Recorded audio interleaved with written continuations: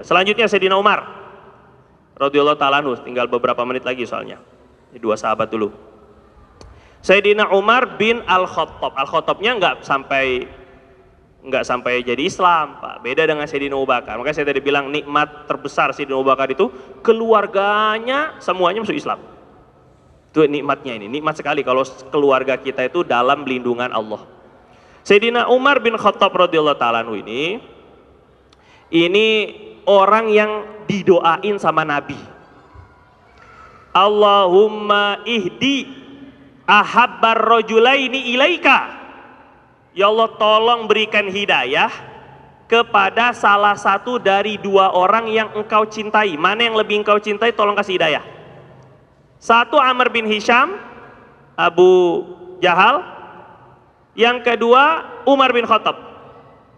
Ya Allah, berikan hidayah kepada salah satu dua orang ini yang lebih engkau cintai. Terserah engkau pilih. Kalau enggak Amr bin Hisham, Abu Jahal, atau Umar bin Khattab. Ternyata Allah kasih hidayah Sayyidina Umar bin Khattab radhiyallahu ta'ala. Dulunya Pak, preman. Jadi jangan ngelihat latar belakang seorang, Pak.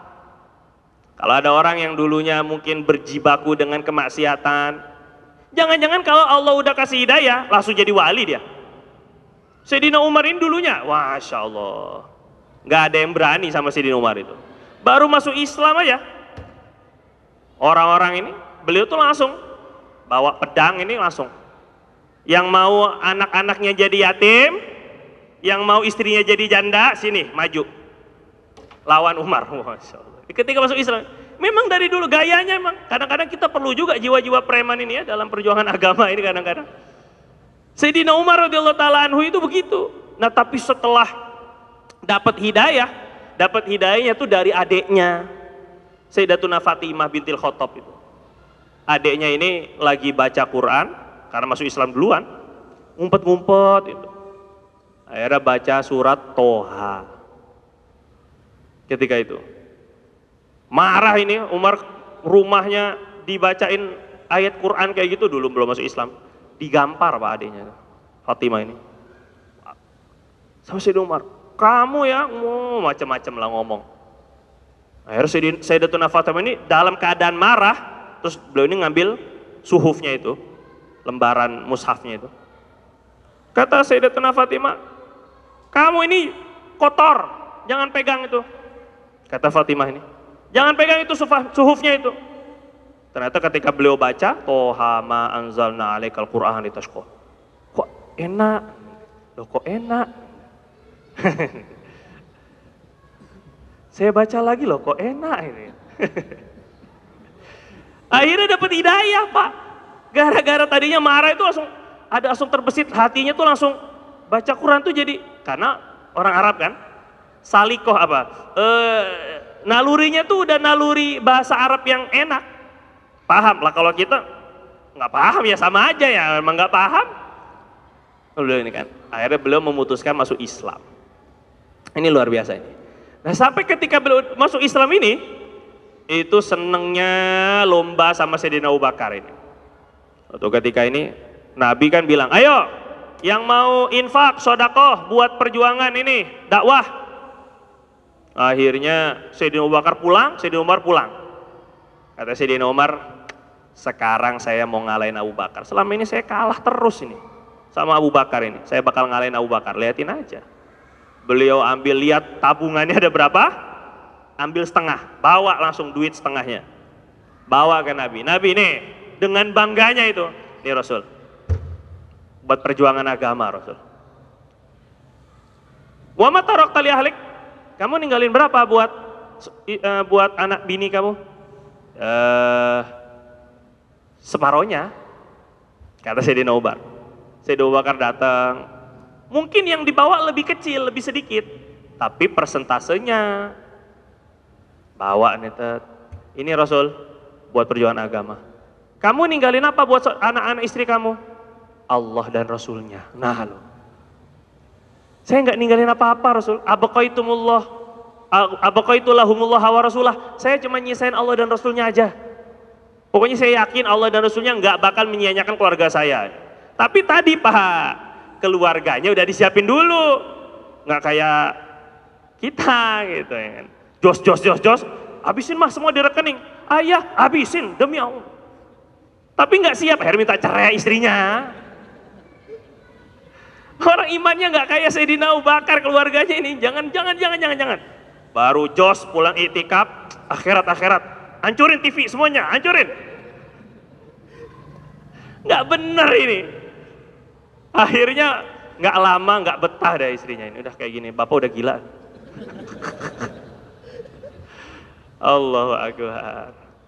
Akhirnya semenjak itu Sayyidina Umar ngelihat, ya kalah lagi ini kan. Kalau saya masih bisa nyediain setengah buat keluarga saya, berarti kan kurang yakin. Tapi Abu Bakar kok nggak ninggalin apa-apa, ya udahlah. Apes kata beliau, setelah hari ini saya nggak bakal menang lagi udah setelah ini udah sama Sayyidina Abu Bakar. Kata Sayyidina Umar itu.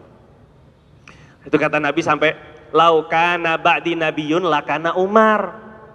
Kalau setelah saya ini masih ada Nabi, yang jadi Nabi itu Umar loh. Padahal tadinya preman Pak, hati-hati Pak, jangan-jangan preman ini jadi Nabi nanti. Jadi wali maksudnya, kasih Allah ini. Sampai begitu ini. Karena beliau ini kalau ngomong, itu banyak disetujui oleh langit, oleh Allah maksudnya. Kata beliau, kata Sayyidina Umar sendiri, wa faktu rabbi fi thalath. Saya ini sesuai dengan kehendak Allah tuh pada banyak tempat. Dihitung-hitung ulama tuh sampai 12. Pertama, waktu pas lagi Nabi SAW haji atau umroh, Nabi mau sholat sunnah tawaf. Kan habis tawaf Pak, semoga nanti kita bisa haji umroh ya Pak ya. Ini habis tawaf, habis itu sholat sunnah tawaf. Kata Sayyidina Umar, Nabi, kayaknya paling pas Nabi sholatnya di belakang makom Ibrahim. Yang ada kaca itu tuh, kaca dekat Ka'bah, itu namanya makom Ibrahim. Tempat berdiri Nabi Ibrahim ketika bangun Ka'bah, bukan makom tuh makam kuburan, bukan. Kayaknya di belakang situ tuh Nabi tuh, pas itu sholat di situ Nabi.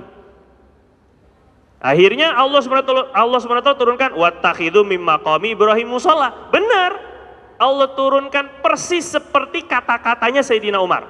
Jadikanlah makom Ibrahim tempat sholat kamu wahai Rasul. Akhirnya Nabi sholatnya di makom Ibrahim, di belakang makom Ibrahim itu. Yang kedua kata Sayyidina Umar, saya bilang Nabi, itu istri-istri engkau, istri-istri baginda, kayaknya harus ditutup deh rumah. Terus pakai hijab. Hijab tuh bahasa dulu itu hijab tuh muka tuh semuanya ditutup Pak. Ini hijab bener, cadar itu ya hijab itu. Oh sekarang hijab sunsilk.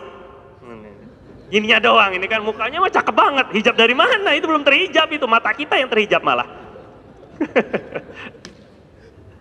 Kalau itu hijab itu ya semuanya ditutup.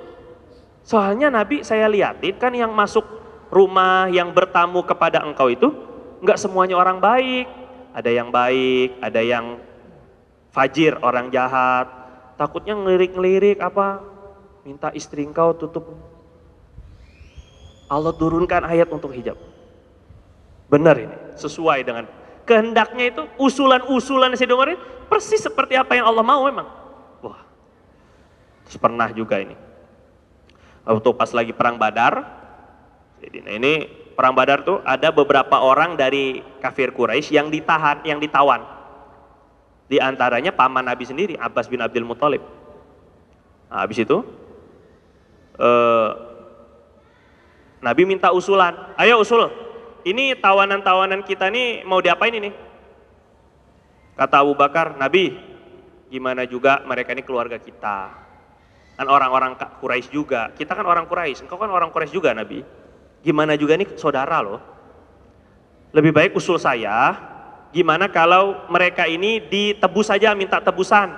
Nanti tebusannya itu kan bisa memperkuat dakwah kita, pasukan kita, jamaah kita. Umar gimana Mar? Kalau saya Nabi, ini mereka ini udah kurang ajar. Ini bahasa saya lebih-lebihin aja ini. Bunuh aja langsung. Sayyidina Umar itu ya, wah Allah karim. Gorok aja lah Nabi lah. Dan hebatnya lagi, beliau tuh usulannya begini, usulannya ini. Yang gorok tuh keluarganya sendiri Nabi, baru mantep. Ali ini bunuh Naufal, tuh Naufal tuh saudaranya tuh, bunuh Lintarli. Saya bunuh tuh saudara saya tuh yang ketahuan tuh di perang Badar. Ini saudaranya kafir, maksudnya tertangkap di perang Badar. Itu saudara saya nanti sendiri yang gorok nanti. Biar Nabi tahu bahwa tidak ada sedikit pun kecintaan kami kepada orang-orang musyrik. Allah. Beliau tuh tegas sekali ini. Tapi menerima usulan yang seperti ini Nabi kan, wow. Akhirnya Rasul lebih condong kepada Sayyidina Abu Bakar. Karena lemah lembut, sayang sama umat tuh bener-bener ini sekali hikmah ya. Akhirnya besokannya, Sayyidina Umar pun legowo karena juga usulan, boleh diterima, boleh enggak. Jangan maksa, namanya juga usulan maksa. Itu namanya udah perintah itu. Setelah besoknya, Sayyidina Umar ini datang ke masjid. Nah ini Rasul sama Sayyidina Abu Bakar tuh lagi nangis berdua-duaan. Nangis. Kata Sayyidina Umar bilang, Nabi, kok nangis? Kenapa nangis? Coba Nabi cerita, kalau seandainya memang ceritanya menyedihkan, saya ikut nangis bareng. Ya benar, ini dalam riwayat itu begitu. Kalau sekiranya ceritanya tidak menyedihkan, ya saya pura-pura nangis lah bersama kalian berdua. Ini kan bikin orang nggak nangis aja ini kan. Cuman begitulah lebih kurang. Sayyidina Umar ini, kita nanti nangis bareng-bareng kalau sekiranya ceritanya menurut saya menyedihkan Nabi. Akhirnya kata Nabi ini, Mar. Ini barusan Allah itu negor bahwa keputusan saya semalam tentang orang-orang Badar yang tertawan keliru, Mar. Ternyata Allah lebih setuju usulan kamu dibunuh. Tapi karena udah diputuskan, gak dibatalin. Jelas ya Pak, karena udah diputuskan. Jadi gak ada pembatalan hasil musyawarah, gak ada. Kalau dengan musyawarah itu, bahkan dalam riwayat Tabarani itu lebih ajibnya lagi, Nabi tahu itu disalahkan oleh Allah melalui petir. Jadi di Madinah itu besokannya malamnya itu ada petir nyamber sebuah pohon gede. Pohonnya angus. Akhirnya Nabi bilang, ini Allah nggak setuju dengan keputusan kita. Cuma kata ulama gini, karena keputusannya melalui musyawarah, maka Allah jaga. Walaupun salah tuh tetap nggak Allah hukum. Ini penting musyawarah Pak. Kalau kita pakai musyawarah karena Allah, musyawarah dengan sunnah, ada amirnya, ada yang menentukan orang soleh dan bukan karena nafsu memutuskannya. Walaupun salah keputusannya, sama Allah nggak dihukum. Sampai Nabi bilang, kalau seandainya kita ini dihukum Allah seperti itu, nggak ada yang selamat kecuali Umar. Kalau ini petir langsung turunnya ke kita, saya aja nggak selamat, Umar yang selamat. Allah. Ini Sayyidina Umar itu luar biasa. Udah 10 menit.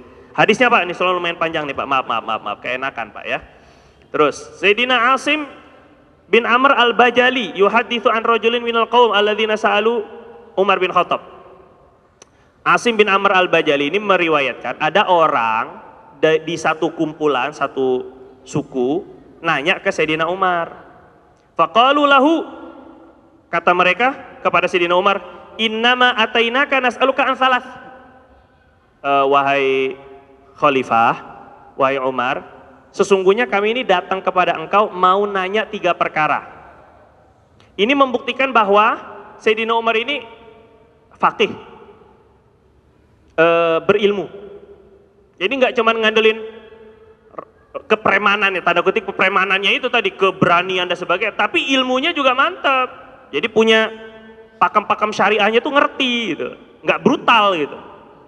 Nah, akhirnya kata orang-orang ini nanya, kami pengen nanya 3 perkara kepada engkau. Jadi beliau termasuk juga ahli fatwa di zamannya. Pertama, an sholatir rajul fi baiti tatawu'an. Bagaimana tentang sholat seseorang, sholat sunnah orang di rumah, boleh apa enggak, dan bagaimana keutamaannya sholat di rumah, sunnah tapi bukan sholat wajib, ini sholat sunnah. Yang kedua, wa anil ghusli minal janabah, kami pengen tanya tentang gimana cara mandi junub. Coba ini, sampai mandi junub itu ditanya. Yang ketiga, Wa anir rajul ma yasluhu lahu min imraati idza kanat haidon. Yang ketiga nih, kalau suami istrinya lagi haid, yang halal untuk diperlakukan kepada istrinya itu apa? Apa yang boleh ini? Yang boleh itu apa buat seorang suami ketika istri lagi haid? Apa nggak boleh sama sekali disentuh? Cuman boleh diterawang. Terus kata Sayyidina Umar ini, lucu ini kata Sayyidina Umar ini. Qala asuharun antum? Kalian ini penyihir ya? Kok tiba-tiba nanya kayak gitu? Kata beliau, seingat saya dulu nanyakan tiga-tiganya ini langsung kepada Nabi dan gak pernah sebelum kalian nanya tentang ini kepada saya. Saya gak pernah ditanya tentang tiga hal ini setelah saya bertanya langsung kepada Nabi. Kok kalian tahu persis pertanyaannya tentang tiga ini? Makanya dianggap, karena tukang sihir ya, kalian kok bisa nerawang ya? Gitu maksudnya ini. Asuharun antum, ente peramal. Oh gitu lebih kurang. Kata beliau, baru beliau jelasin. Saya ini udah dari dulu udah nanya tentang tiga ini sama Nabi dan persis pertanyaannya tiga ini. Kok bisa gitu? Akhirnya faqala, maka Nabi jawab, sholatur rajul fi baitihi tatawu'an nurun faman syaa nawwara baitah. Sholat sunnah di rumah, sholat sunnah ya Pak. Sholat sunnah di rumah itu adalah cahaya bagi rumah kita. Siapa yang ingin memberi cahaya agama, cahaya barokah, cahaya para malaikat, hendaklah sholat sunnah di rumah. Kecuali sholat-sholat sunnah yang disunnahkan berjamaah. Seperti sholat sunat tarawih, id, gerhana, istisqa. Itu sholat sunnah yang nggak di rumah. Sunnahnya berkumpul berjamaah di masjid atau di lapangan. Tapi kalau sholat-sholat sunnah lain, baiknya di rumah. Nabi bilang, la tattakhidhu buyutakum kubura. Jangan jadikan rumah-rumah kalian seperti kuburan. Sepi, nggak ada amal agamanya, nggak ada zikirnya. Kalau sekarang bukan kuburan Pak, bioskop. Kalau sekarang bukan kuburan, mall. Di rumah itu hanya ada Shopee, wa Tokopedia, wa akhawatuha. Belanja aja ini. Jadi mall rumah kita. Ada yang rumahnya jadi bioskop aja, nonton aja. Ada yang rumahnya jadi kafe aja nih, dangdutan aja ini kan. Nah kalau Nabi dulu kuburan, karena kan kafe nggak ada, bioskop nggak ada, pasar juga jarang. Jadi sehingga kata Nabi, jangan jadikan rumah kalian seperti kuburan, karena kuburan itu biasanya jarang ada yang ngaji, sepi. Ija'alu min sholatikum fi buyutikum. Jadikanlah sebahagian sholat kalian di rumah kalian. Kalau kita sholat sunnah itu di rumah, nanti keluarga kita ini jadi Allah turunkan sakinah, mawaddah, rahmah. Itu salah satu usahanya dengan sholat sunnah di rumah. Ada di Arab Saudi sana, seorang suami ngadu ke syekh, ke kiai. Kiai, saya ini aduh puyeng, anak susah diatur, istri galak, misalnya ini. Susah, gimana ya Kiai ya? Ada amalan nggak Kiai amalannya? Kata Kiai, kamu sholatnya di mana? Sholat wajib Kiai? Di masjid. Kalau sholat sunnah di mana? Oh kalau sholat sunnah ya biasanya di masjid juga. Ba'diyah, qobliyah, biasanya saya di masjid. Oh coba sekarang, sholat sunnah semuanya dilakukan di rumah. 40 hari, suruh kiainya tuh gitu. Qobliyah, ba'diyah, witir, tahajud, duha di rumah. Setelah 40 hari ini datang dengan sumringah. Terima kasih Kiai. Kok bisa? Tiba-tiba Allah, ya beda saja keluarga itu. Langsung adem ayem, istri, anak kok jadi enak nurut, taat dalam agama. Kok bisa gitu Kiai? Ya sebab saya yakin Rasulullah SAW bersabda, ini orang yang sholat di rumah itu, wa ja'ilullah fa innallaha ja'ilun fi baitihi khaira. Orang yang sholat sunnah di rumah, Allah akan jadikan rumahnya menjadi baik. Bukan rumahnya, temboknya, catnya, bukan tentu kan? Isinya ini jadi baik. Jadi kandungan itu. Satu yang pertama, cahayakan rumah kita dengan sholat sunnah. 2, Sayyidina Abu Hurairah tuh Pak, radhiyallahu anhu, Sayyidina Abu Hurairah ini, beliau ini bikin bid'ah-bid'ahan ini. Tapi bid'ah hasanah. Beliau bagi 3, malam tuh dibagi 3, sip-sipan. Sip pertama, pembantunya yang tahajud sepertiga malam. Sepertiga malam kedua, atau qiyamul lail. Sepertiga malam kedua, nanti beliau. Sepertiga malam ketiga, nanti istrinya.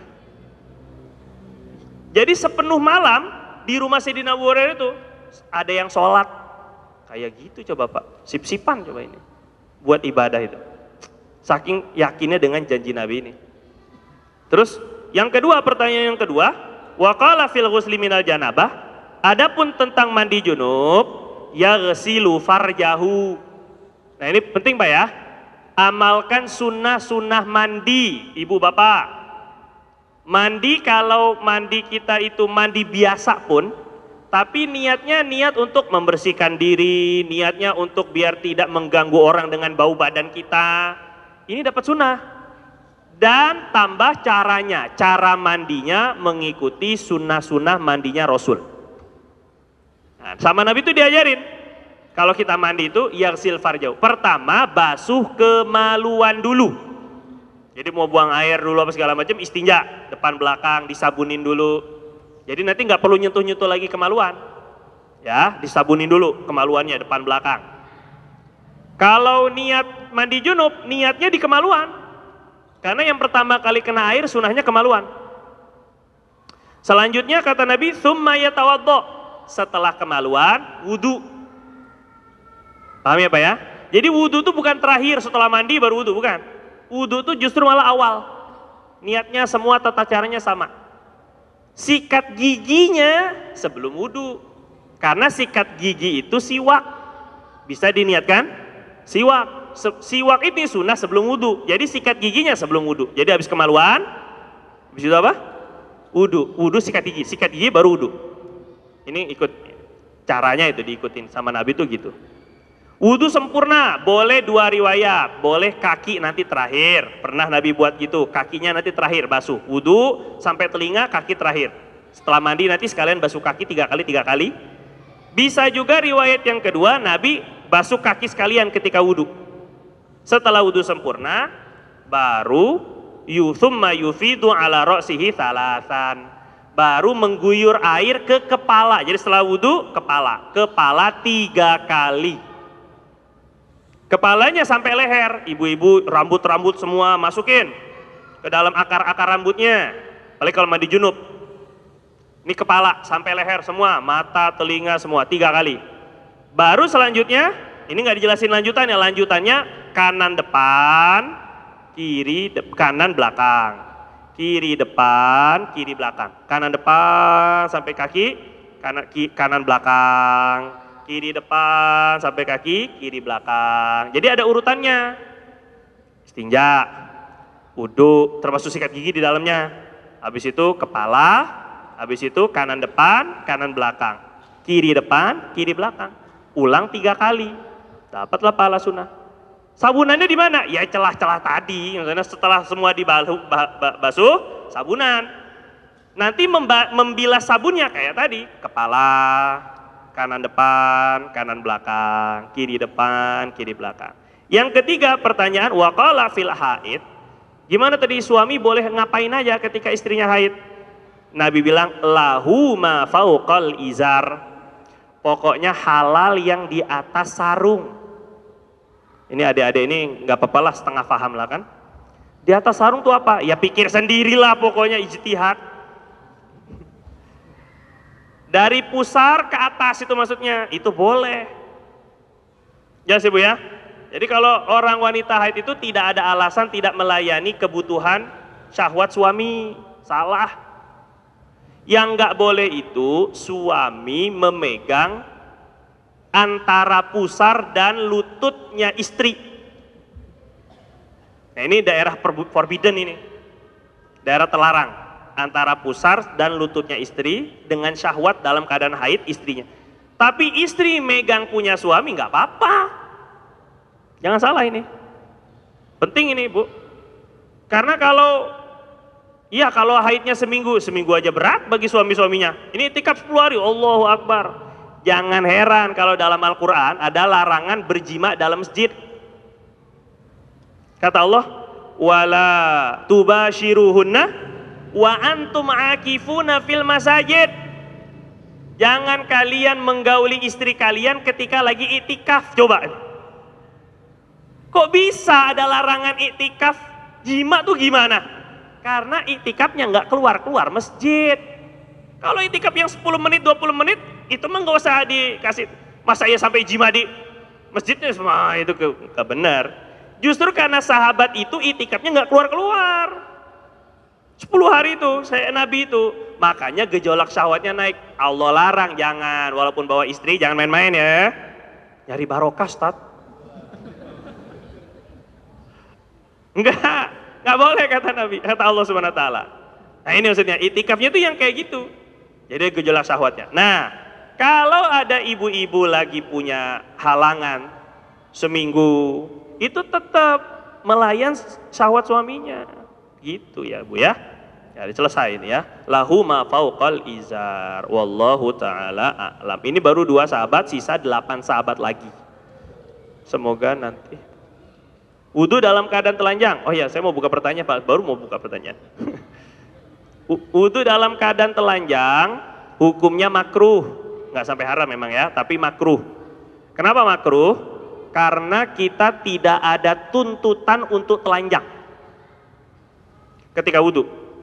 Ketika wudu, kan kita telanjang itu maksudnya antara pusar sampai lutut itu tertutup. Kan kita nggak mewudukan kemaluan toh. Wudu kan muka, tangan, kepala, kaki, telinga, nggak ada wudu kemaluan. Nah maka nggak ada tuntutan untuk telanjang, hukumnya makruh. Tapi kalau wudu untuk mandi saja, mandi itu kalau masih bisa tutup antara pusar sampai lutut, sunnah untuk menutup antara pusar sampai lutut. Jadi mandi pakai basahan, sarungan, sarung yang bekas, sarung yang udah nggak kepake, itu buat nutup antara pusar sampai lutut, ini hukumnya sunnah. Cuma mandi telanjang nggak makruh, karena memang ada tuntutannya untuk membasahi semua tubuh, jadi nggak sampai makruh kalau mandi.